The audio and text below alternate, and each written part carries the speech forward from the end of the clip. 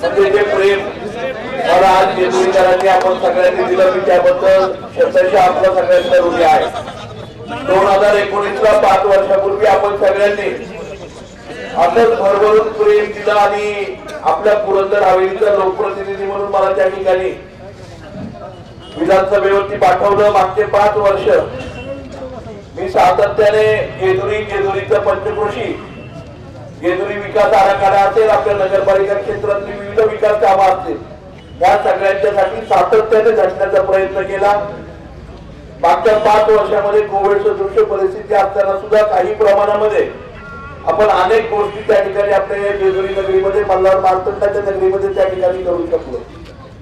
मी जास्त बोलण्यापेक्षा वेळ खूप कमी राहिलाय आणि या ठिकाणी सर्वच मंडळी ज्येष्ठ मंडळी उपस्थित आहेत. मी नाव कुणाची घेत नाही, मी दिलगिरी व्यक्त करतो.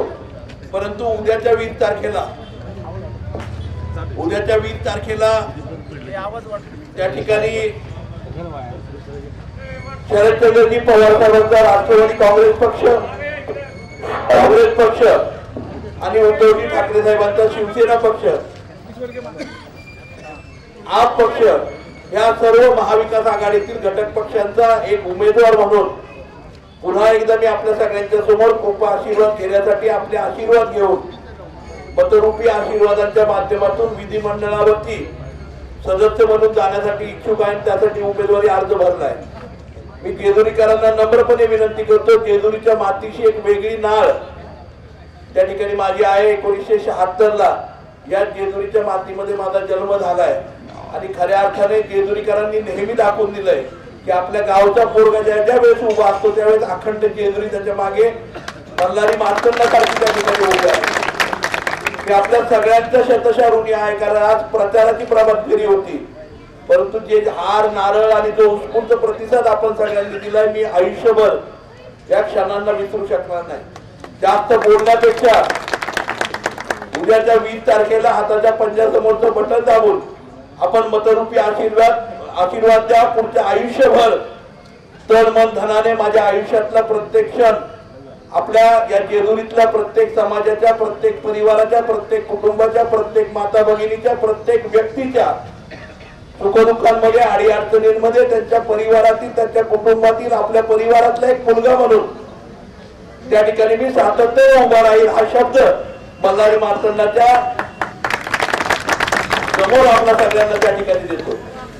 मी जास्त बोलण्यापेक्षा आपल्या सगळ्यांना नम्रपणे विनंती करेन, खरं बोलायला खूप साऱ्या गोष्टी आहेत, परंतु येणाऱ्या काळामध्ये जे चांगलं या राज्यामध्ये आहे, जे चांगलं या देशामध्ये आहे, त्या सगळ्या गोष्टी ज्या आणता येतील त्या सगळ्या गोष्टी माझ्या जेजुरीकरांच्यासाठी जेजुरीमध्ये आणण्याचं काम उद्याच्या 5 वर्षामध्ये निश्चितपणे मी करेन. एवढंच मी या ठिकाणी सांगतो. पुन्हा एकदा आपल्या सगळ्यांचे शतशः आभार मानतो. मला पुढे कोळवेला फक्त 10 मिनिटं राहिलेलं वेळ, त्यामुळे आपल्या सगळ्यांना पुन्हा एकदा आभार मानून विनंती करतो, उद्याच्या 5 तारखेला हाताच्या पंजासमोरचं चित्र दाबून बटन दाबून त्या ठिकाणी मला बहुमताने विधिमंडळावरती तुमचा हक्काचा त्या ठिकाणी प्रतिनिधी म्हणून त्या ठिकाणी पाठवा. इतरांना आमदार म्हणून जायचंय, इतरांना मिरवायला जायचंय, इतरांना मंत्री व्हायचंय, इतरांना स्वतःचे पुतळे उभे करायचे. मला जेजुरीकरांचा प्रतिनिधी म्हणून, आपल्या इथल्या समस्यांचा प्रतिनिधी म्हणून, इथल्या प्रत्येक समाजाच्या असणाऱ्या घटकांच्या समस्यांचा प्रतिनिधी म्हणून त्या ठिकाणी जायचंय.